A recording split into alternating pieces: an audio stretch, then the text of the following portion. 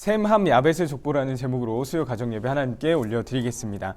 창세기에서 마주한 두 번째 족보 이야기입니다.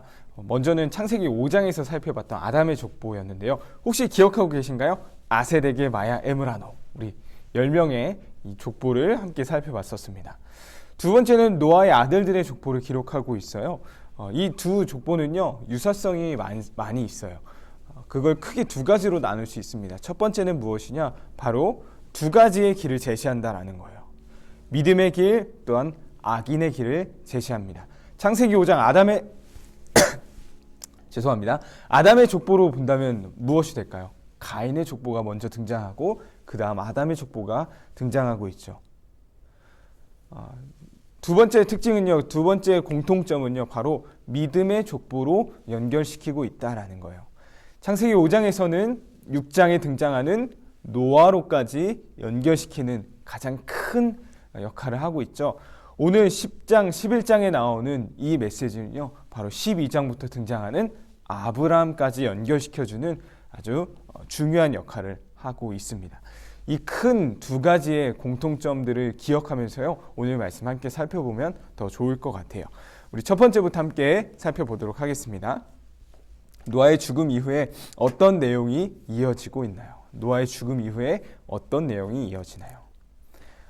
창세기 9장 뒷부분을 보면요, 이렇게 마무리하고 있어요. 홍수 후에 노아가 350년을 살았고 그의 나이가 950세가 되어 죽었더라. 노아가 죽었습니다 라고 하고 곧바로 이어지는 내용이 있는데요, 바로 노아의 아들인 셈과 함, 야벳의 족보가 기록되어지고 있어요. 한번 적어볼까요? 노아의 아들 셈, 함, 야벳의 족보 이야기입니다. 성경은 다시 한번 우리를 족보 메시지로 마주하게 하는데요. 왜 이 메시지를 주목하게 하는 것일까요? 저번에 창세기 5장을 살펴볼 때도 그랬고 오늘 말씀을 준비하면서도 그랬던 것 같습니다. 저 자신도요, 이 족보의 이야기들 자세히 살펴보지 않으면요, 사실상 그냥 쭉쭉쭉쭉 읽고 지나가는 본문이기도 해요. 그런데요, 정말 한 사람 한 사람, 그리고 이 성경의 구조 가운데, 전체적인 구조 가운데서 이 족보를 살펴보면요, 굉장히 큰 의미를 담고 있더라고요. 너무나 많은, 너무나 깊은 의미를 담고 있는 게 바로 이 족보입니다. 자, 그렇다면 이 메시지를 지금 왜 다시 한번 기록하고 있냐라는 거예요. 족보 메시지가 우리에게 주는 그 메시지는 무엇이냐라는 거죠. 그것을 기억해 보기 위해서는요, 이 창세기 말씀이 언제 누구에게 쓰여졌는지를 다시 한번 생각해 볼 필요가 있는 것 같아요. 자, 이 창세기는 언제 누구에게 쓰여진 메시지일까요? 바로 출애굽한 광야 백성들에게 준 메시지였어요. 출애굽해서 광야에 있던 이스라엘 백성들에게 이 족보의 이야기가 다시 한번 등장하고 있는 것입니다. 자, 이게 의미하는 것이 무엇일까요? 바로 지금 우리의 정체성, 우리의 뿌리가 무엇인지를 다시 한번 확인시켜주고 있는 것이죠. 담임 목사님께서 이런 말씀하셨죠. 지금 우리는, 현재는 바로 과거의 산물입니다 라고 표현하셨어요. 과거를 통해서요, 지금의 우리가 만들어졌다라는 거죠. 지금의 우리가 존재하기까지는 지난 날들의 모든 순간들이 지금 결론적으로 지금의 삶으로 나타나지고 있는 것입니다. 무엇보다 지금의 나라는 존재를 존재하게 한 것은요, 바로 가정의 영향이 크다는 것을 우리 누구도 부인할 수 없을 거예요. 디모데후서 1장 5절을 보면요, 디모데를 거짓이 없는 믿음을 가진 사람으로 표현합니다. 그 근거가 무엇일까요? 그의 조상들로부터 내려온 믿음이 있었기에 디모데, 너에게도 이런 믿음이 있는 줄 내가 믿는다라고 표현하고 있거든요. 마찬가지입니다. 족보를 왜 말해주고 있죠? 우리의 뿌리가 어디 있냐, 우리의 정체성이 무엇이냐라는 걸 다시 한번 확인시켜주고 있다라는 것입니다. 이 메시지를 가지고 우리 함께 나눠보려고 하는데요. 족보를 통해 출애굽 백성들은 자신들의 정체성을 확인하게 되었습니다. 우리의 가정 안에서 내가 자라온 성장의 배경 가운데 지금의 내가 있기까지 영향을 끼쳤던 사람이나 사건은 무엇이 있는지 한번 생각해보고 나눠보도록 할게요. 지금의 내가 있기까지 우리의 가정의 성장 배경 가운데서 나에게 영향을 준 사람이나 사건이 무엇이 있는지 함께 생각해보고 나눠보도록 하겠습니다.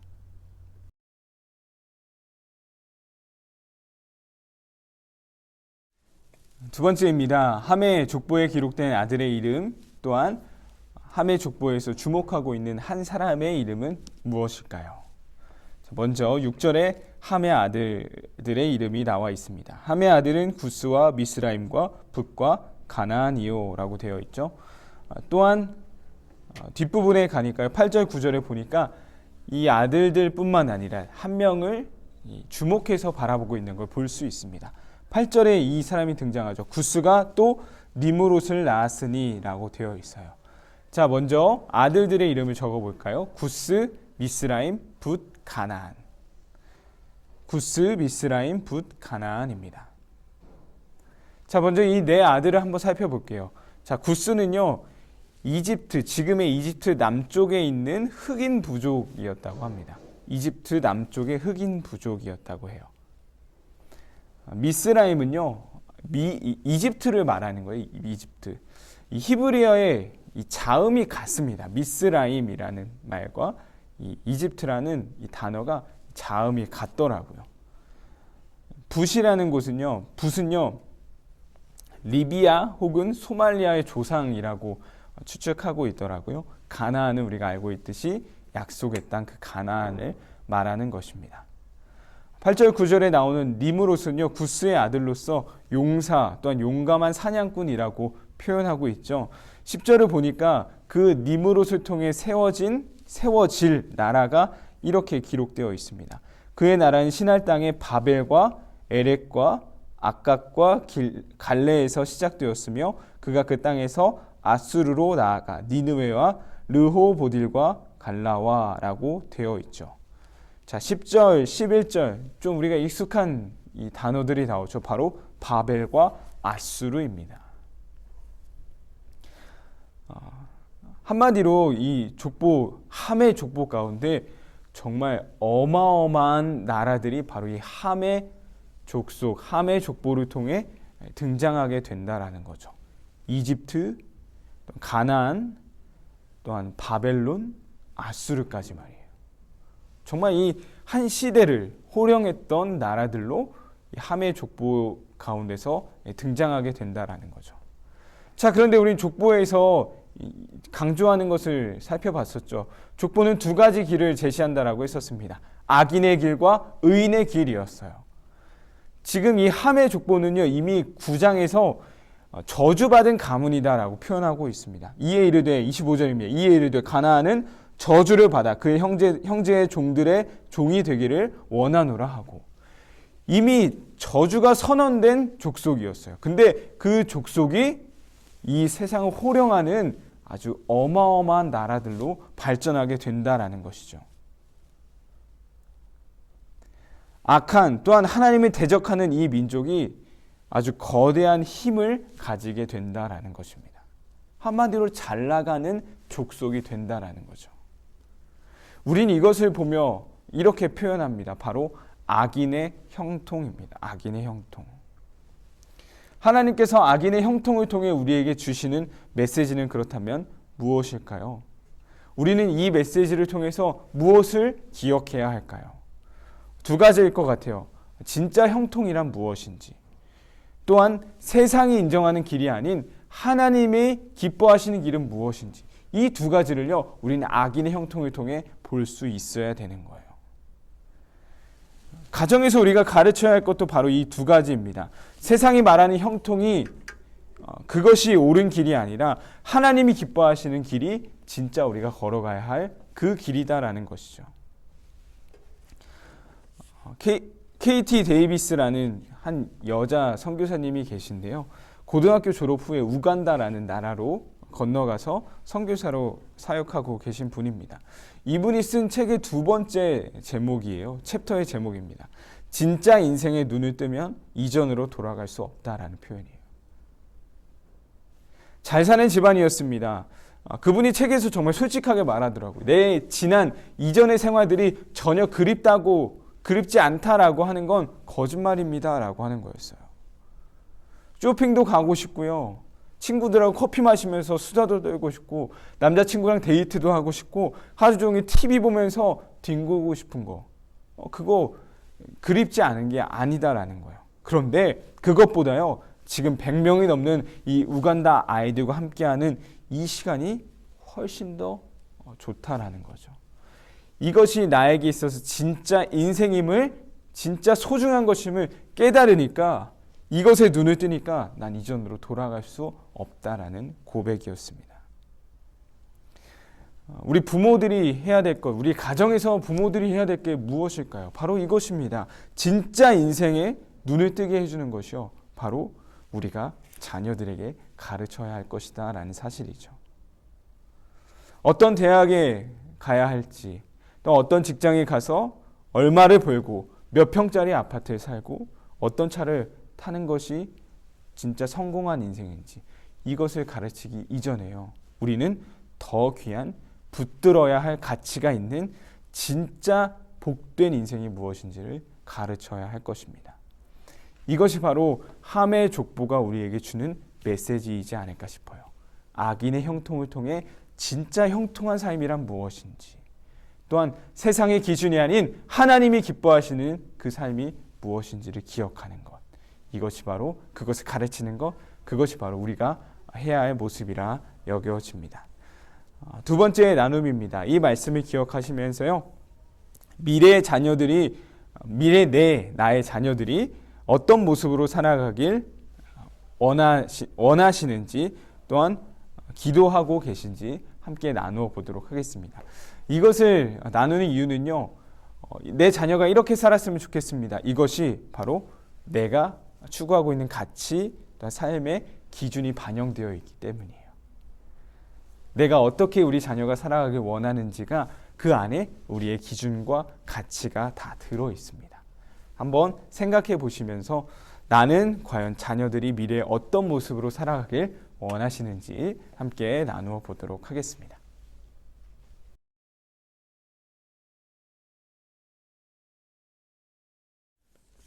세 번째 질문입니다. 셈의 족보는 창세기 10장, 11장에 나누어서 기록되어 있습니다.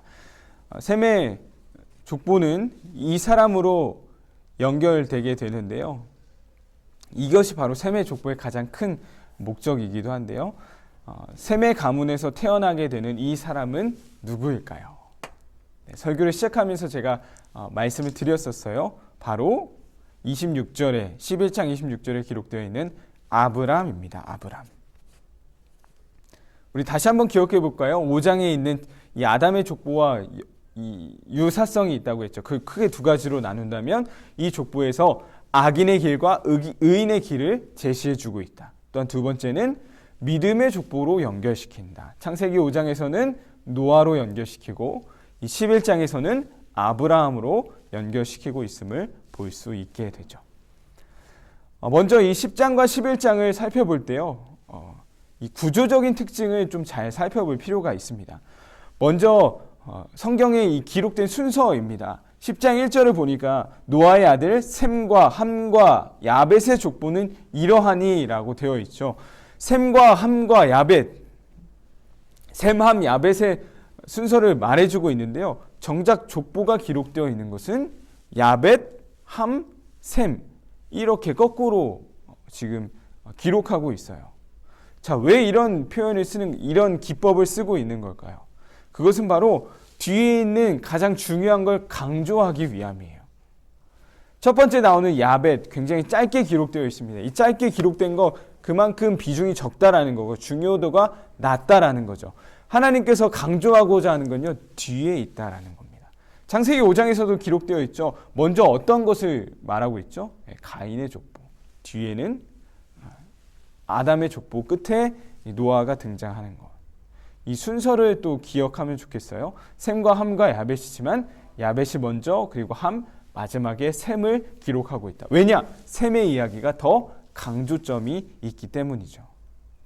자, 또한 가장 큰 특징 중 하나는요, 바로 11장 앞부분에 바벨탑 사건이 기록되어 있다는 거예요. 이것이 뜻하는 바는 무엇일까? 10장, 11장이요, 시간적인 순서대로 배열된 이 성경이 아니다라는 거죠.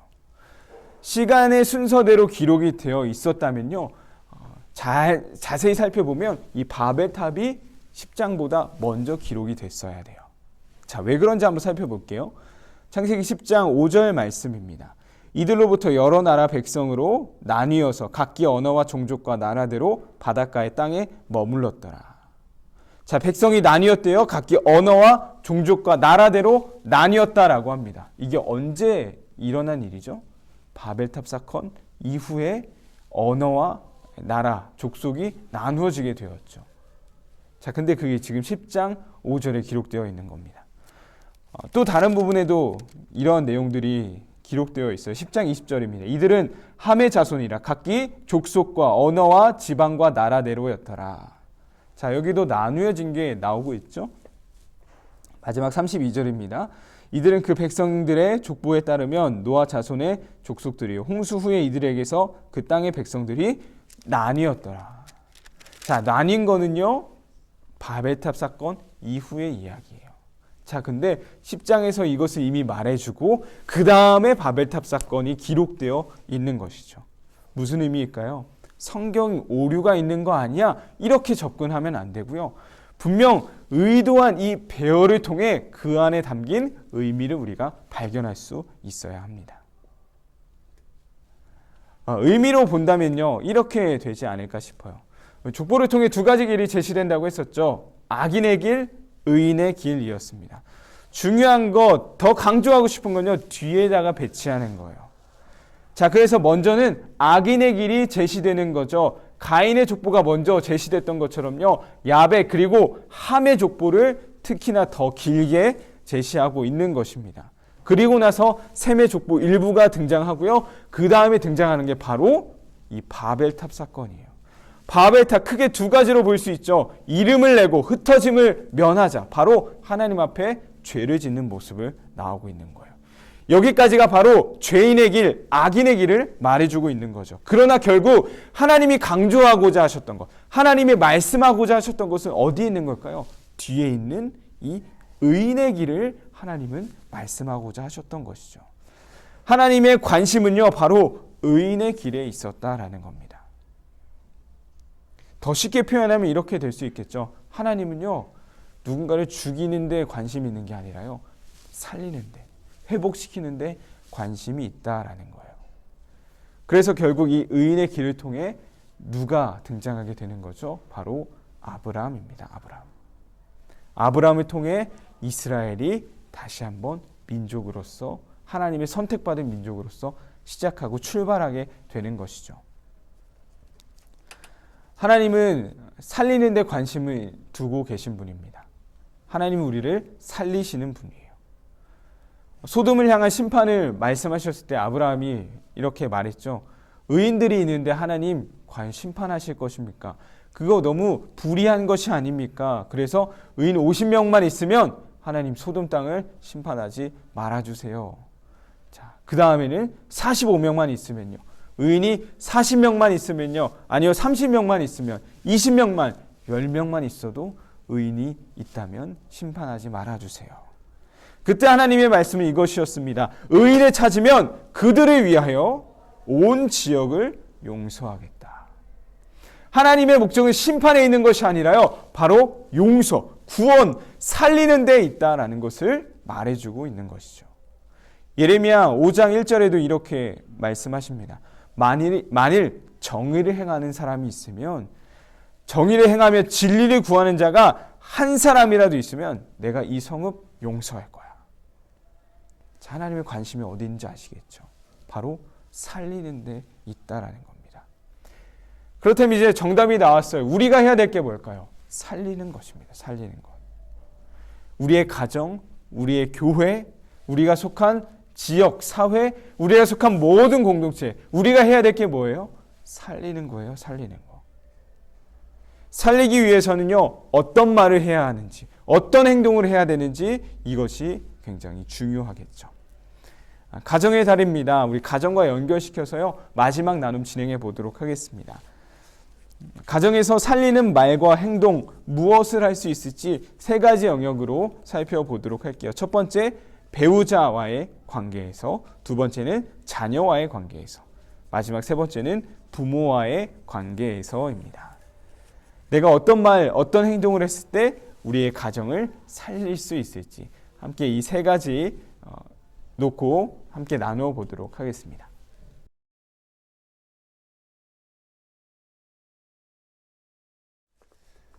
오늘 창세기 10장과 11장에 기록되어 있는 셈과 함과 야벳의 족보를 통해 그 메시지들 함께 살펴봤습니다.